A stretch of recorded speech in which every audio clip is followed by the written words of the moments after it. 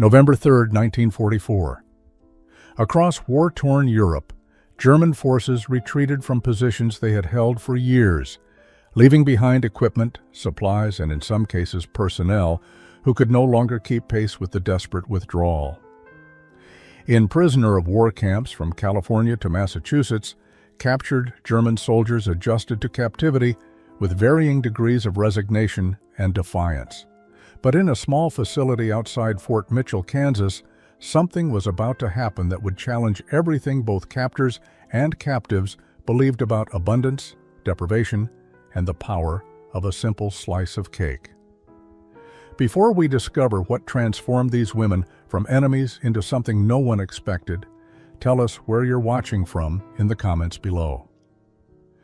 The story begins on a cold morning in early November, when 43 German women arrived at the hastily converted warehouse that would serve as their prison. These weren't frontline soldiers, but members of the Women's Auxiliary Corps, captured during the chaotic Allied advance through France.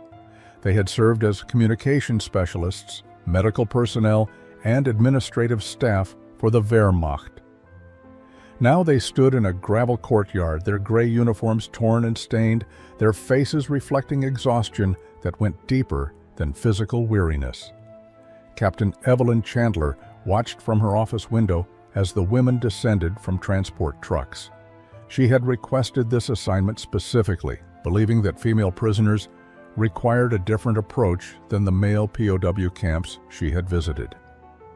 What she saw troubled her immediately. These women weren't just tired. They were hollow-eyed and gaunt in a way that spoke of months, perhaps years, of inadequate nutrition. Among the new arrivals stood 24-year-old Hertha Adler, clutching a small canvas bag that contained everything she still owned in the world. A communications officer from Dresden, she had joined the Auxiliary Corps in 1942, believing the propaganda about defending the fatherland. Now, standing in an American prison camp, she felt only numbness.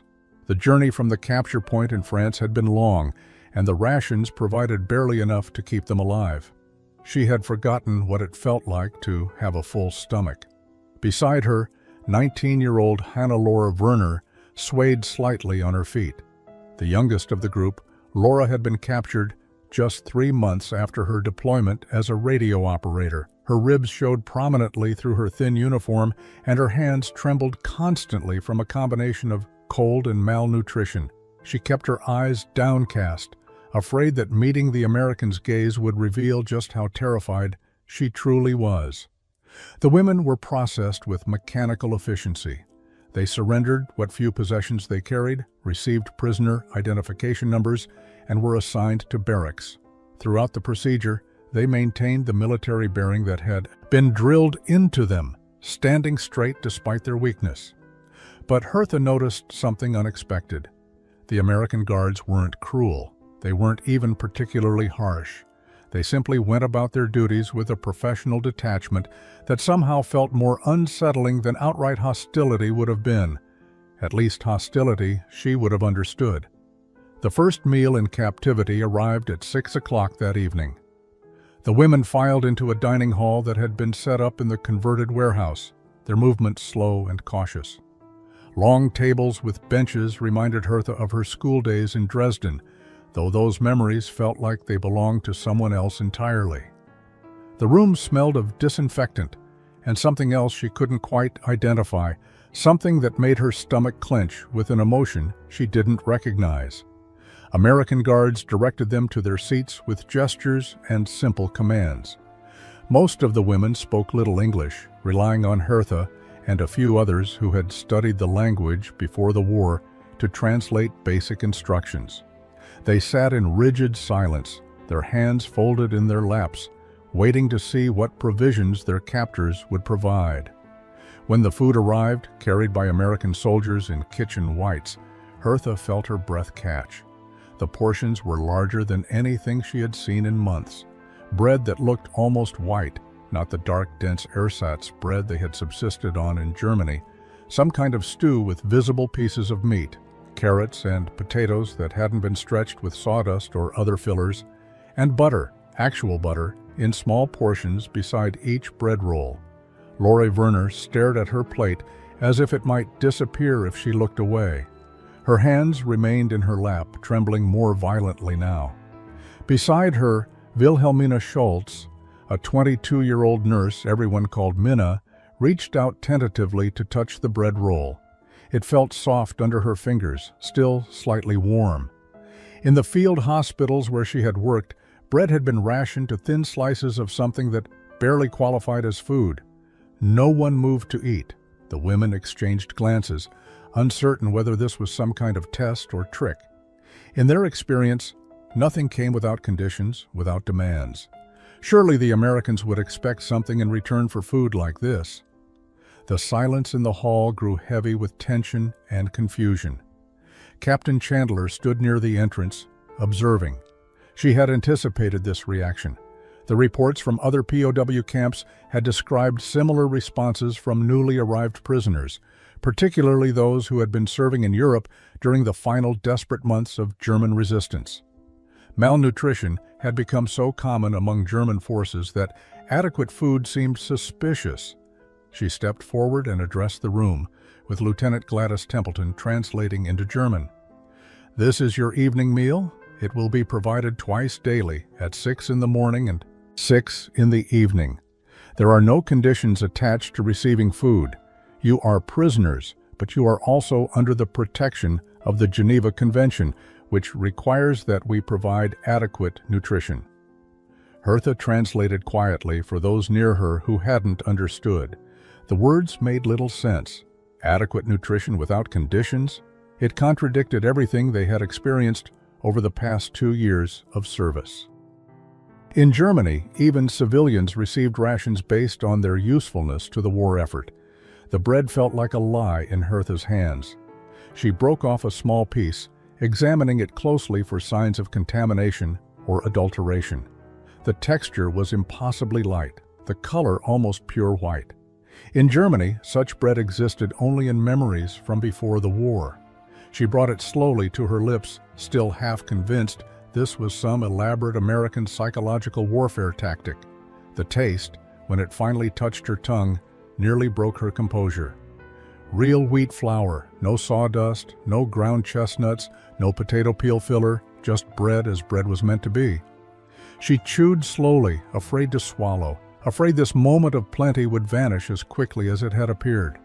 Around her, other women were having similar revelations, their faces reflecting disbelief and something close to pain.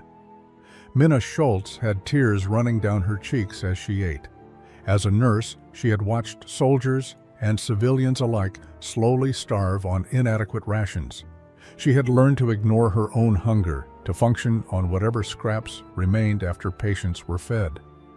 Now, confronted with actual food in quantities she hadn't seen in years, something inside her cracked open.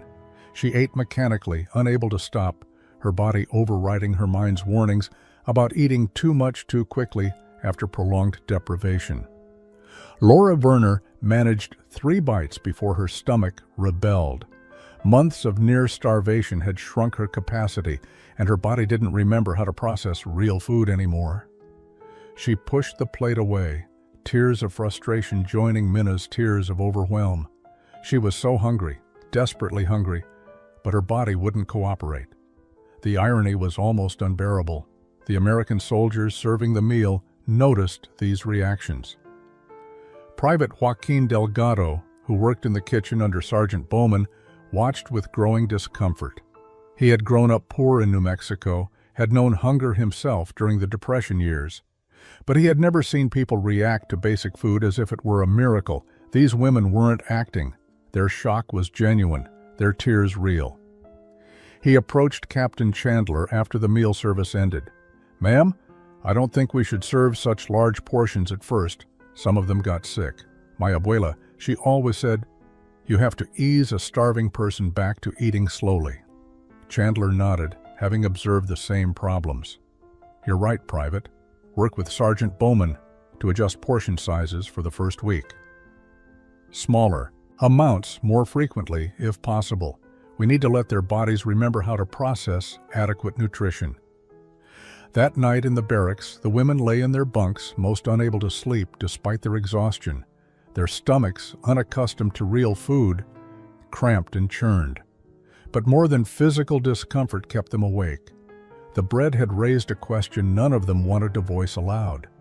If the Americans could provide such food to their prisoners, what did that say about the scarcity they had been told was affecting everyone equally? 3 weeks into their captivity, the routines of prison life had become familiar.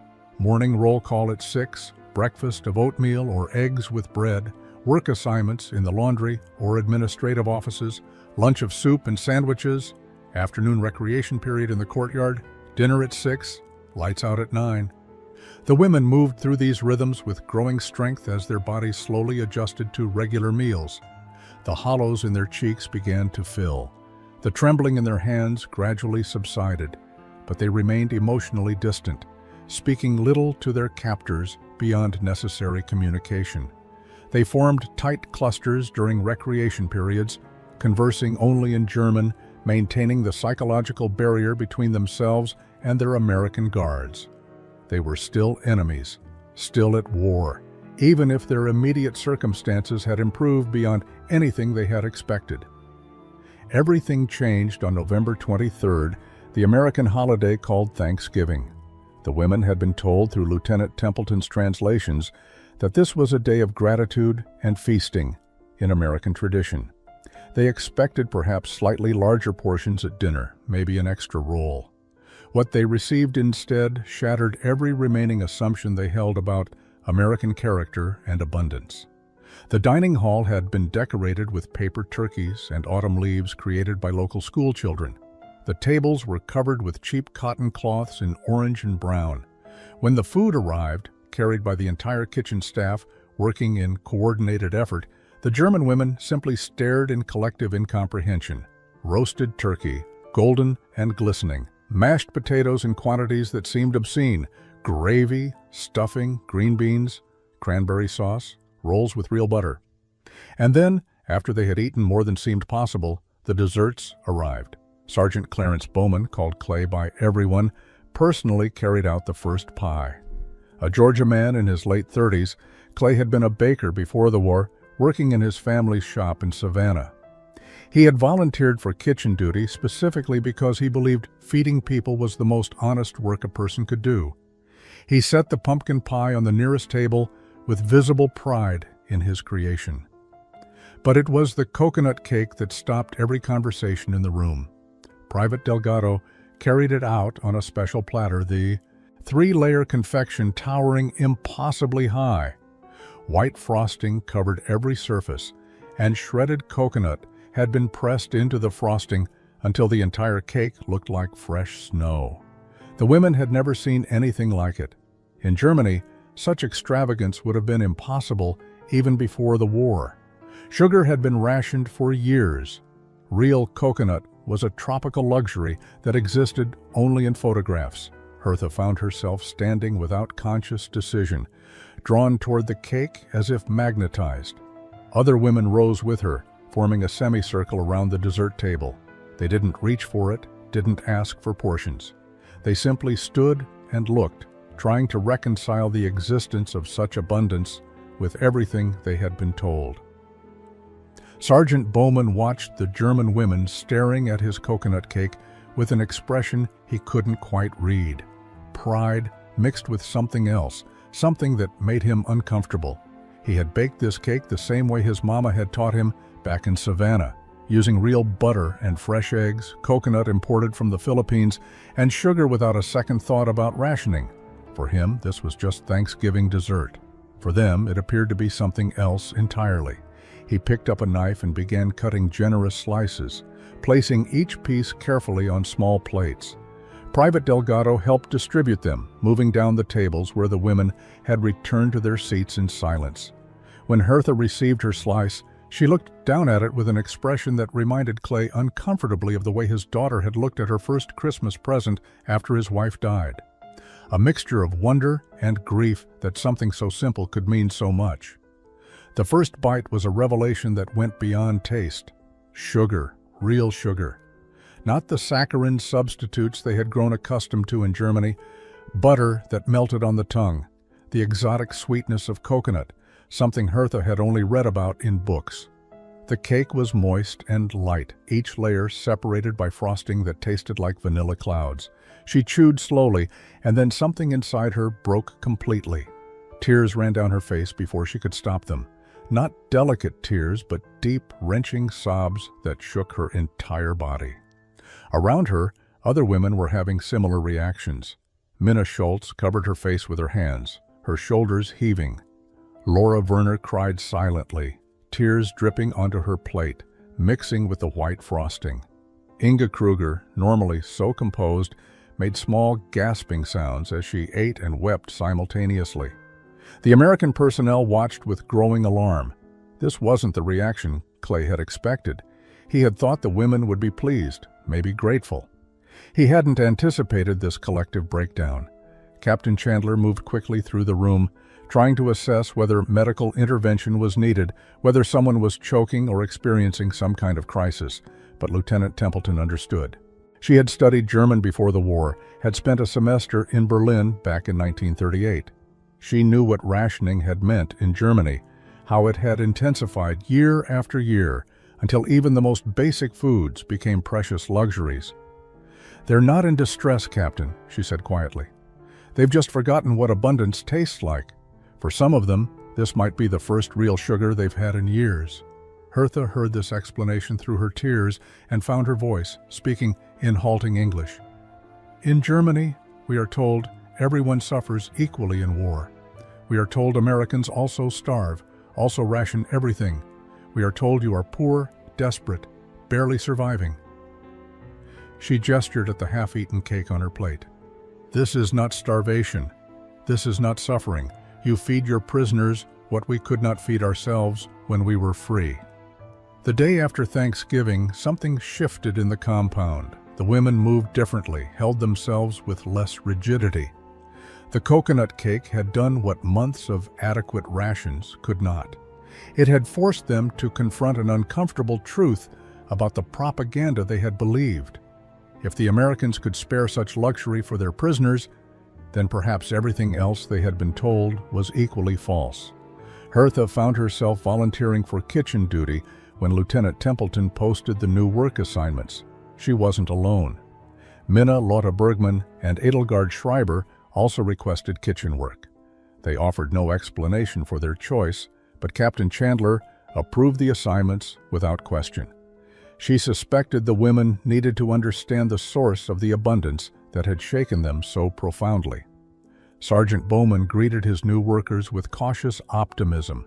He had been warned that German prisoners might attempt sabotage, might refuse to work, might create problems. Instead, he found himself facing 4 women who looked at his kitchen supplies with something approaching reverence. Hertha touched the 50-pound sack of flour as if it were sacred, her fingers tracing the printed label that proclaimed its contents in bold letters. "In Germany," she said slowly in English, "flour is stretched with potato starch, ground acorns, even sawdust near the end. Pure wheat flour like this we have not seen since before the war began." She looked at Clay directly for the first time. "How can you afford to feed prisoners this way when you also feed your soldiers, your citizens?"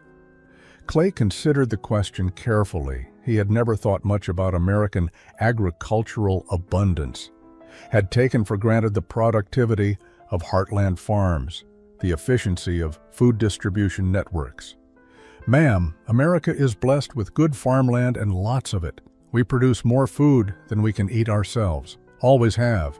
My family's bakery back in Savannah, we never lacked for supplies even during the Depression. We might have lacked for customers with money to pay, but we never lacked for flour and sugar." The concept seemed incomprehensible to the German women. Mina asked through Hertha's translation whether this abundance existed everywhere in America or only in military facilities. Clay laughed, not unkindly. "Everywhere, ma'am. In fact, civilians eat better than we do in the military. No rationing for them like you have in Europe. They can buy pretty much whatever they want, whenever they want it, assuming they have the money." That afternoon, Clay taught the women how to make biscuits, simple butter biscuits that required flour, butter, milk, baking powder, and salt. Ingredients he measured out without thinking, quantities that made the German women exchange glances of disbelief. He demonstrated the cutting technique, how to fold the butter into the flour, how to handle the dough gently to keep the biscuits light and flaky.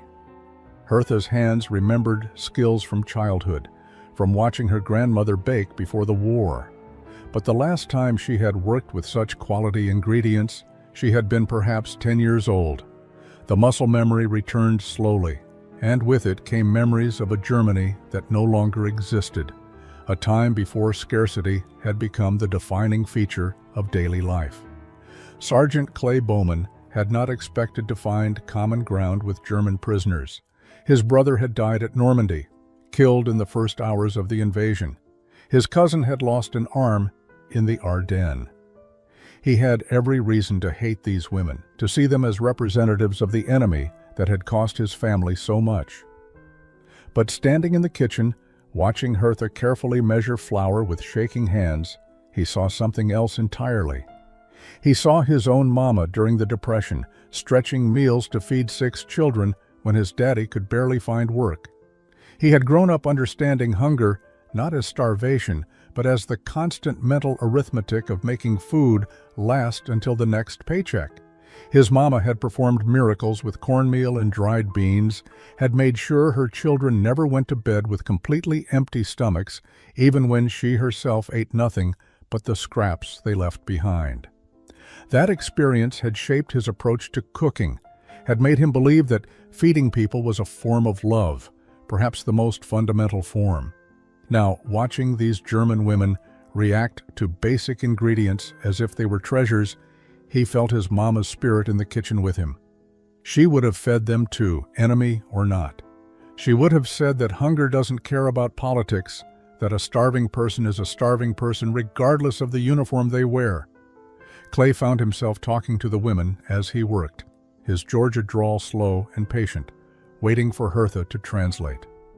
My mama used to say that you can tell everything about a person's character by how they treat people who can't do anything for them in return.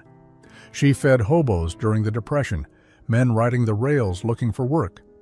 My daddy would complain about wasting food on strangers, but Mama said hunger was hunger, and she wouldn't turn away anyone who asked.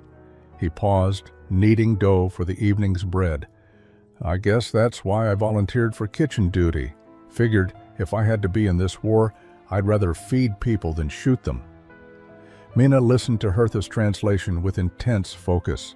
She asked a question in German, which Hertha conveyed. She wants to know if your mother would have fed German prisoners too, even knowing what Germany has done in this war. Clay considered this seriously. Honestly, yes. Mama believed in the Bible literally. If your enemy is hungry, feed him. She would have said that you ladies didn't start this war, didn't make the decisions that led to all this suffering. She would have seen you as daughters, sisters, mothers, not as enemies. He looked directly at Mina. That's how I'm trying to see you too. The afternoon passed in productive silence, punctuated by Clay's patient instruction. He showed them how Americans measured ingredients by volume rather than weight, demonstrated the difference between baking powder and baking soda, explained why American cakes were lighter and sweeter than German baked goods. The women absorbed everything with hungry attention that had nothing to do with physical appetite. Private Joaquin Delgado had been watching the German women in the kitchen with growing curiosity.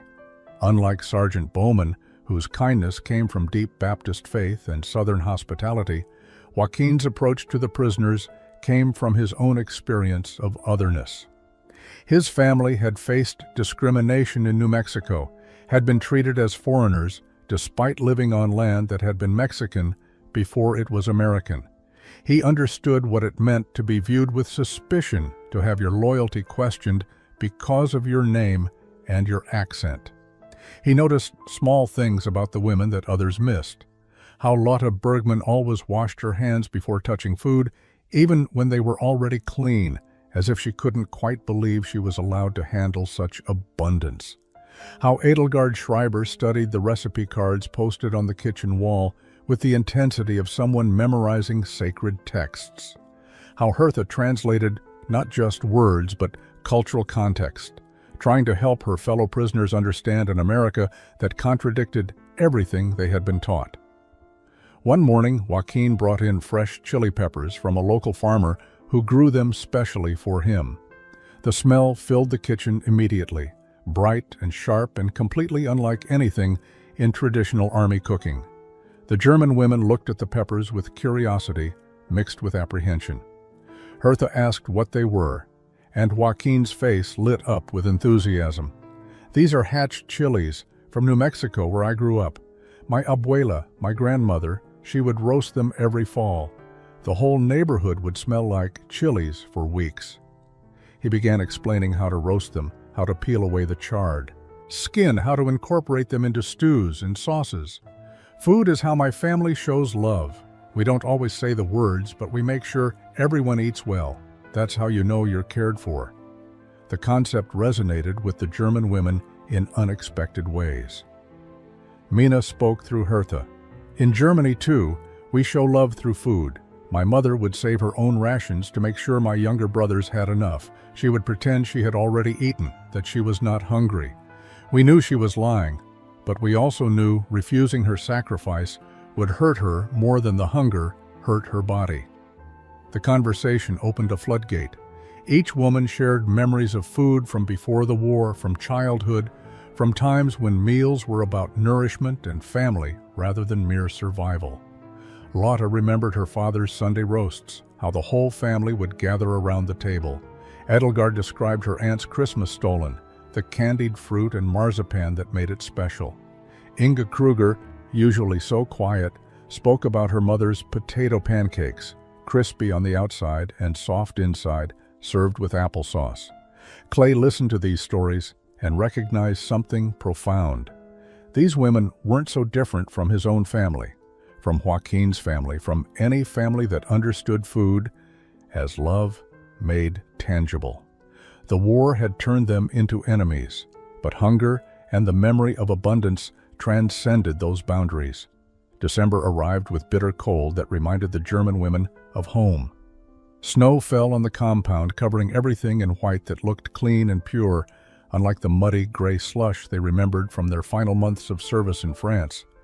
They had been in American captivity for 5 weeks now, long enough for their bodies to recover from malnutrition, long enough for the initial shock of abundance to fade into something more contemplative.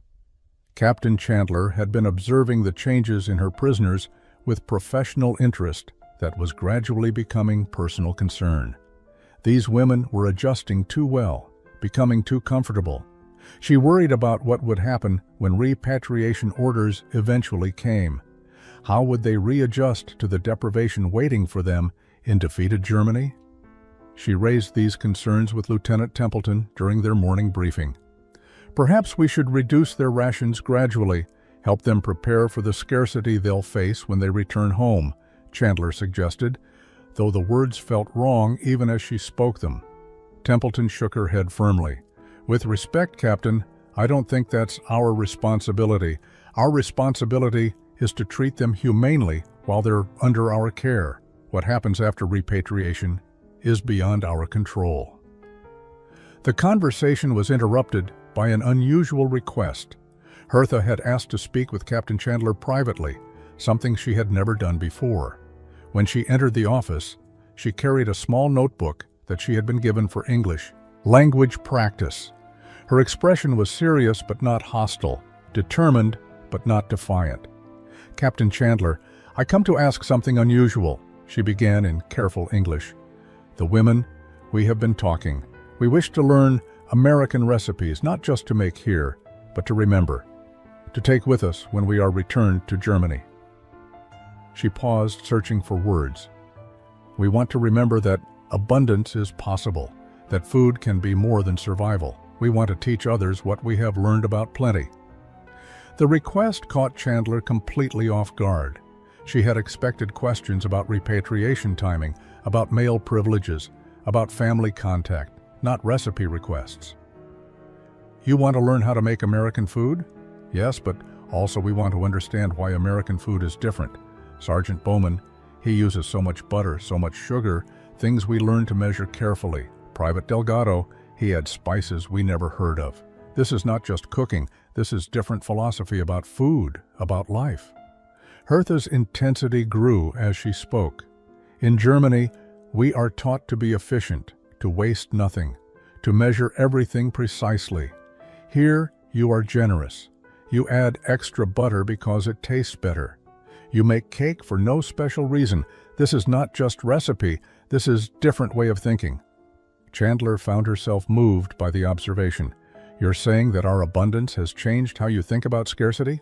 Yes, exactly. We thought scarcity was natural, was normal. We thought everyone struggles like Germany struggles. Now we know this is not true. The recipe exchange project began informally, but quickly became the most important activity in the compound. Sergeant Bowman brought his mama's handwritten recipe book from home, pages yellowed and stained with decades of use. The German women gathered around it as if it were a rare manuscript, their fingers hovering over the cursive script they couldn't read, but could somehow understand through the smudges of flour and splashes of vanilla that marked each page. Hertha appointed herself chief translator and scribe. She created a system where Bowman would demonstrate a recipe while explaining each step, and she would write it down in both English and German. The other women contributed observations, asking questions about ingredient substitutions, about why Americans used certain techniques. What began as simple recipe documentation evolved into something deeper, a dialogue about culture and values expressed through measurements and methods. Why do Americans add so much sugar to everything? Lotta asked one afternoon, as Bowman demonstrated his mama's sweet potato casserole, a dish that seemed to the German women more like dessert than a side dish. Clay considered the question seriously, recognizing it wasn't just about cooking, but about understanding a fundamental difference in worldview. I think it's because we can, he answered honestly. We have enough sugar that we don't. We have to save it only for special occasions. My mama used to say that life is hard enough without making food boring when you don't have to. If you can afford to make something taste a little better, a little sweeter, why wouldn't you? He paused, watching their faces. I know that sounds wasteful to you, but in America, we've been blessed with abundance. Seems wrong not to enjoy it. Edelgard spoke through Hertha's translation. In Germany, we are taught that denial builds character, that suffering makes us stronger. We are told that easy living makes people weak, that hardship is good for the soul. Americans seem to believe the opposite, that comfort and plenty are good things to pursue. The observation struck Clay as profound. He had never thought about American abundance as a philosophical position, but Edelgard was right. Americans did believe that prosperity was a good thing, that making life easier and more pleasant was a worthy goal. I guess we figure that God gave us this land and its plenty for a reason. Not enjoying it would be like refusing a gift, but we're also supposed to share it, help others who don't have as much. That's why even in prison camps, we feed people well. Seems like the right thing to do. Minna had been quietly observing this conversation while preparing vegetables for the evening stew. She spoke suddenly in halting English, not waiting for Hertha to translate her German. In hospital, I see soldiers starve slowly, not because no food exists, but because food goes to more important people first. Party members, officers, important workers, regular soldiers, we get what remains. This is called efficiency, called proper resource allocation. But really, it is just cruelty dressed in logic. Her words hung in the kitchen like smoke. The other German women nodded slowly, recognizing a truth they had all observed but never quite articulated. The Third Reich's hierarchy of value had determined who ate and who starved, who mattered and who didn't. America's relative abundance allowed for a different ethic, one where even prisoners received generous portions. The kitchen became an unofficial classroom where more than recipes were exchanged. As December progressed, and the women's English improved through daily conversation. Discussions ranged far beyond cooking techniques. They asked questions about American life that revealed how thoroughly propaganda had shaped their understanding of the country they had been taught to view as an enemy. Private Delgado found himself explaining that no, Americans didn't live in poverty and desperation. That yes, regular citizens could buy meat whenever they wanted. That the photographs they had been shown of Depression-era breadlines were from over a decade ago, not current conditions. But we were told that American capitalism creates terrible inequality, that most Americans are exploited by the wealthy few, Inga said one morning as she helped Joaquin prepare masa for tamales, a Christmas tradition he wanted to share. We were told that workers in America barely survive while factory owners grow rich on their labor. Joaquin laughed, though not mockingly. There's some truth in that, honestly. We do have inequality, but even poor Americans, most of them, eat regularly. My family was poor during the Depression. We struggled, no question, but we never starved. We always had beans and rice, tortillas, chilies from the garden. Being poor in America isn't the same as being poor in Europe. The scale is different. These conversations forced the German women to reconstruct their entire understanding of the world. Every assumption they had made about American weakness and desperation had been proven false by the simple evidence of daily prison camp meals. If the propaganda about American scarcity was a lie, what else had been false? The question haunted them during work hours and kept them awake at night in the barracks. Hertha wrote in her notebook, creating a parallel text beside the recipes. For each dish she learned to make, she recorded not just ingredients and instructions, but reflections on what that dish revealed about American culture. Coconut cake represented abundance used for simple pleasure. Biscuits represented the efficiency of making something delicious quickly. Joaquin's tamales represented immigrant traditions, preserved and celebrated rather than suppressed. Each recipe became a lens for understanding a society that functioned according to principles completely different from those she had been taught. Captain Chandler received reports about these kitchen discussions from Lieutenant Templeton, who occasionally observed the cooking sessions. "They're deprogramming themselves," Templeton said during one of their briefings. "Every meal, every recipe, every conversation chips away at the Nazi worldview. Food is doing what months of lectures and propaganda films could never accomplish." Chandler nodded slowly. "Because they can taste the truth. You can argue with words, dismiss them as enemy propaganda, but you can't argue with butter and sugar, with portions large enough to satisfy genuine hunger. The abundance speaks for itself." Christmas approached, and Sergeant Bowman announced he would teach the women how to make fruitcake, a Southern tradition that took weeks of preparation. The women listened with fascination as he described candied fruits soaking in rum, how the cakes would be wrapped in cheesecloth soaked with brandy, how they would age for weeks and become more flavorful with time. The concept of making food that wouldn't be eaten immediately, that was created specifically to improve over time, represented a luxury of planning and patience that German wartime scarcity had made impossible. The fruitcakes sat wrapped in their brandy-soaked cheesecloth in the kitchen's cool storage room, and their presence became symbolic of something larger than holiday tradition. These cakes represented the ability to think beyond immediate need, to invest resources in future pleasure rather than present survival. The German women visited them daily, marveling that food could be treated this way, that abundance allowed for such patience. But abundance also raised uncomfortable questions that the women could no longer avoid.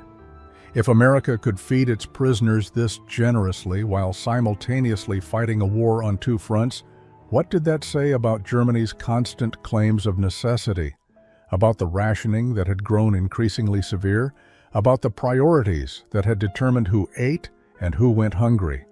Hertha found herself lying awake in the barracks long after lights out, pursuing these thoughts to their logical conclusions.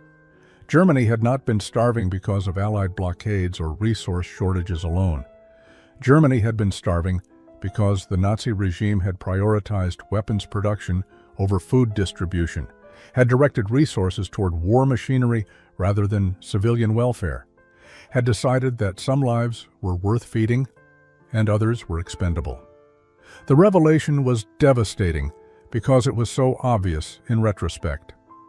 She had seen the disparities herself, had noticed how party members always seemed well-fed while regular citizens grew thinner. She had simply accepted the explanations offered that this was necessary for the war effort, that everyone must sacrifice. Now she understood that sacrifice had never been equally distributed. Some had sacrificed everything, while others had sacrificed nothing at all. Mina was wrestling with similar realizations. As a nurse, she had witnessed the hierarchy of medical care. Officers received treatment that soldiers were denied. German citizens received care that foreign laborers could not access. She had told herself this was practical, that limited resources required difficult choices. But the American prison camp demonstrated that resources had never been as limited as she had been told. The limitation had been one of will, of moral priority, not of actual scarcity. One evening after dinner, Lotta approached Lieutenant Templeton with a request. She wanted access to American newspapers, specifically articles about conditions in occupied Germany. She wanted to read American accounts of what Allied forces were discovering as they advanced through German territory. Templeton hesitated, knowing such information might be disturbing, might cause psychological distress, but she also recognized the courage it took to ask. The newspapers arrived the next day. The German women gathered in the recreation room and read in heavy silence. The articles described concentration camps that the German public claimed not to have known existed. They detailed systematic atrocities, industrial-scale murder, horrors so extreme that they seemed impossible. The women read about Dachau, Bergen-Belsen, places they had never heard of, despite being German citizens who had served their country. Hertha read an article, quoting German civilians living near camps who insisted they had known nothing. She wanted to believe them, wanted to believe in innocent ignorance, but she found she could not. She had chosen not to ask questions when people disappeared. She had accepted explanations that made no sense because asking for better explanations would have been dangerous. She had known something was wrong, but had told herself it was none of her business, that she was just a small person trying to survive. The coconut cake that had made her cry had been a revelation about American abundance.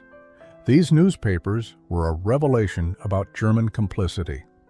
The days following the newspaper reading were the darkest since the women's arrival. They moved through their routines mechanically, speaking little even among themselves. The kitchen work continued because it was assigned duty, but the eager questions about recipes ceased. The women's faces reflected something beyond sadness, a fundamental crisis of identity that no amount of abundant food could address. Sergeant Bowman noticed the change immediately. The easy camaraderie that had developed over weeks of working together had vanished overnight. When he tried to teach a new recipe for pecan pie, the women followed instructions, but without their usual intense focus and endless questions. They were physically present, but emotionally absent, trapped in whatever thoughts were consuming them from within. Captain Chandler called an emergency meeting with her staff. "We need to address what's happening. These women have access to information about what their country did, and they're not handling it well. I'm concerned about mental health, about possible self-harm." She looked at Lieutenant Templeton. "What do you recommend?" "We need to let them process it, Captain. Give them space, but also make it clear we're available if they want to talk. Trying to force them to feel better would be counterproductive. They need to work through this grief and shame in their own time." Templeton paused. What they're experiencing is what every German will eventually have to face. The question is whether they emerge from it with hope or despair. Father Sebastian Grant arrived 3 days later, having been summoned by Captain Chandler. The priest was German-American himself, had family still living in Bavaria, and spoke fluent German. He met with the women in the recreation room, all 43 of them gathered in silence. He did not offer easy comfort or quick absolution. Instead, he spoke about collective guilt and individual responsibility, about the difference between shame and repentance. "You cannot change what your country did," he told them in German, his words heavy with his own grief for the land of his ancestors. "You cannot undo the suffering that was inflicted in Germany's name. But you can choose what you do with this knowledge. You can let it destroy you, or you can let it transform you into people who will never again look away. From injustice, never again accept explanations that excuse cruelty." Hertha spoke up, her voice raw. "But Father, we are guilty. Maybe we didn't know the full extent, but we knew something was wrong. We chose not to ask questions. We chose to believe convenient lies. How do we live with that? How do we deserve to eat American coconut cake when we stood by while others starved?" The priest nodded slowly. "You don't deserve it. None of us deserve grace when we receive it, but that's what makes it grace rather than payment. The Americans who feed you well, who treat you with dignity, they're not saying you're innocent. They're saying that even the guilty deserve to be treated as human beings. Your responsibility now is to become worthy of that grace through how you live the rest of your lives." His words didn't erase the grief, but they offered a framework for processing it. The women began to talk among themselves, first in small groups and then in longer communal conversations that stretched late into the night. They shared what they had seen during their service, the moments when they should have questioned, should have resisted, should have refused. February 1945 brought news that Germany was collapsing. The Red Army was advancing from the east, Allied forces pushing from the west, and the Third Reich was disintegrating under the combined assault. In prisoner of war camps across America, German soldiers prepared for eventual repatriation to a homeland that no longer resembled the country they had left. The women at Fort Mitchell followed these developments with growing dread, knowing their captivity would eventually end, but uncertain what freedom would mean. Captain Chandler received preliminary orders regarding repatriation procedures. The women would be processed through displaced persons camps in Europe, then released to return to whatever remained of their homes and families. The timeline was vague, dependent on countless logistical factors, but the inevitability was clear. The women would be going back to Germany. The prospect filled them with complicated emotions that kept Hertha awake most nights. Germany was her homeland, the country of her language and culture, the place where her family had lived for generations. But it was also the country that had committed atrocities she could barely comprehend, that had lied to its citizens so thoroughly that truth and fiction had become indistinguishable. How could she return to a place that represented both home and horror? In the kitchen, conversations about recipes took on new urgency. The women copied techniques into their notebooks with meticulous detail, knowing they would likely never have access to ingredients like coconut or vanilla extract or even white sugar once they returned. They were documenting not just recipes, but memories of a time when food represented pleasure rather than mere survival. Sergeant Bowman understood what they were doing without being told. He began teaching simpler recipes, dishes that could be made with basic ingredients that might be available even in devastated Germany, potato soup that could be stretched to feed many, bread that could be made with minimal flour, ways to make food satisfying even when ingredients were scarce. His generosity had evolved from showing them abundance to preparing them for renewed scarcity. "When you get back home," he told them through Hertha's translation, "things are going to be hard for a long time, but you'll remember that abundance is possible. You'll know that scarcity isn't natural or inevitable. Maybe that knowledge will help you rebuild toward something better." He paused, his Georgia drawl thick with emotion. "You ladies have changed how I think about enemies. You've shown me that people caught up in bad systems can still be good people trying to do right." Private Delgado gave each woman a small packet of seeds, chilies, and herbs that could be grown in German gardens if they survived the journey. "My abuela always said that hope grows in gardens. Even if you don't have much food, you can grow something. These seeds, they're tough. They'll survive pretty much anywhere.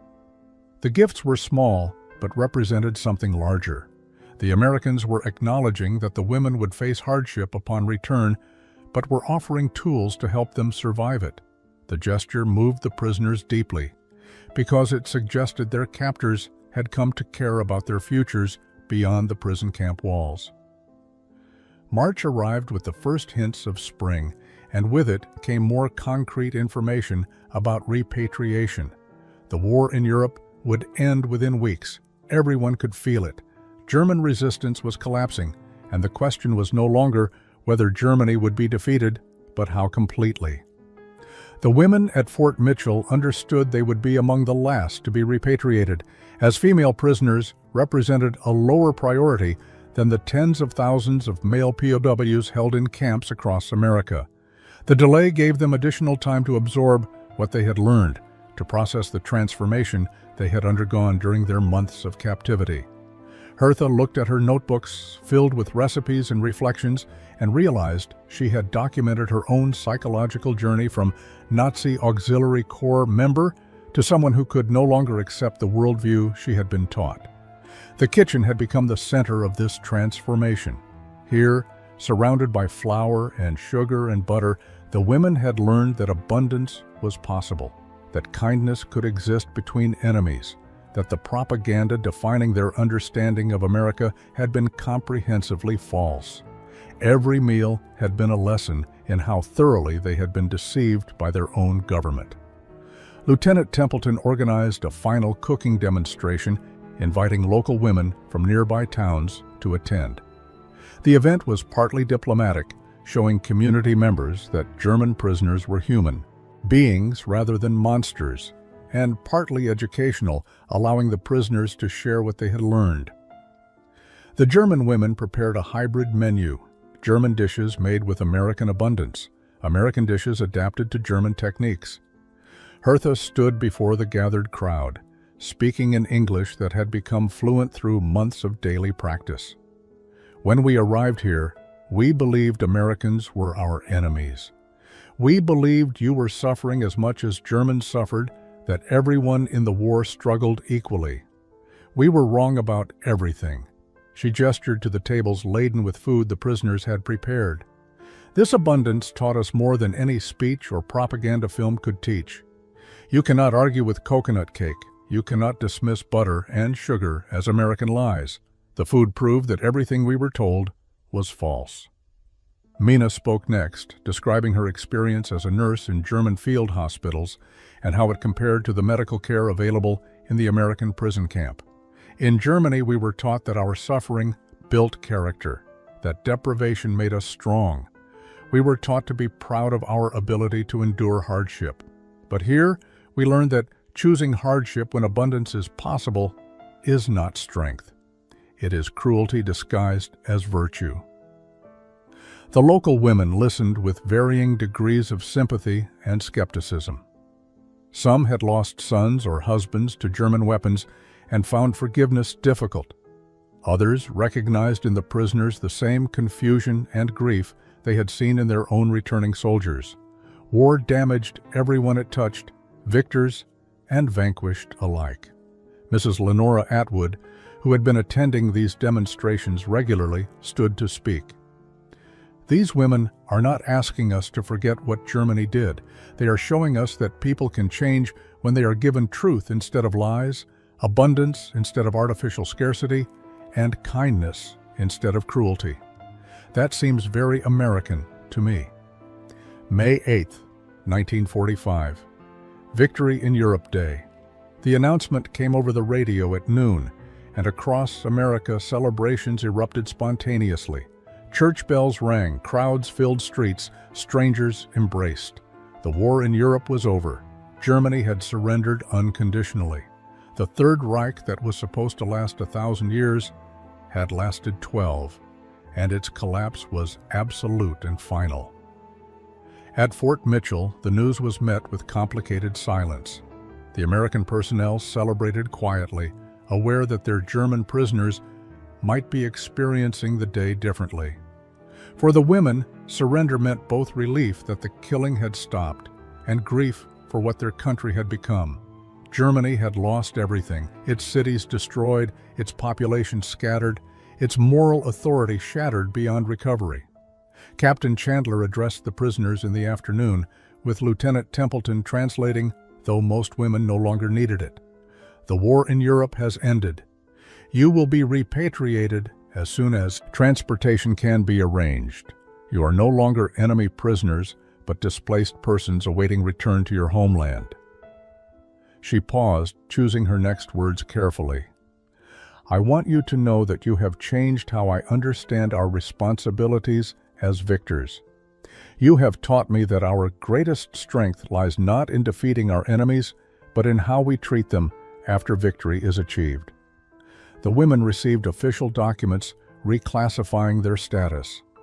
They would leave Fort Mitchell within 2 weeks, be processed through camps in Europe, then released to find their way in occupied Germany.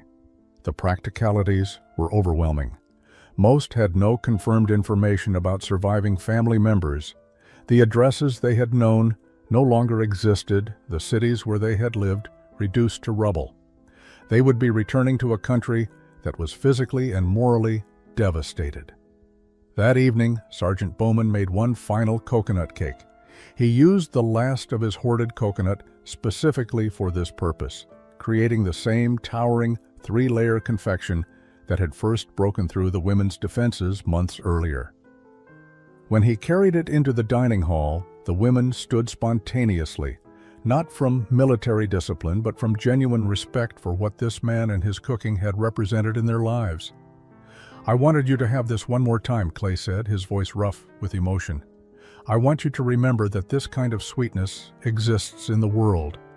When things are hard in Germany, and they will be hard, remember that you've tasted abundance. Remember that people can choose kindness even toward their enemies. Remember that you are capable of change, of growth, of becoming better than you were. Each woman received a generous slice. They ate slowly, savoring not just the flavor, but the memory they were creating, the moment they would carry with them into an uncertain future. Hertha closed her eyes as she took her first bite, committing every sensation to memory.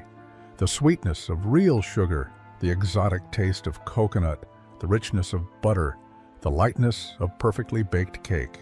This was what abundance tasted like. This was what she would remember. The final days at Fort Mitchell passed too quickly.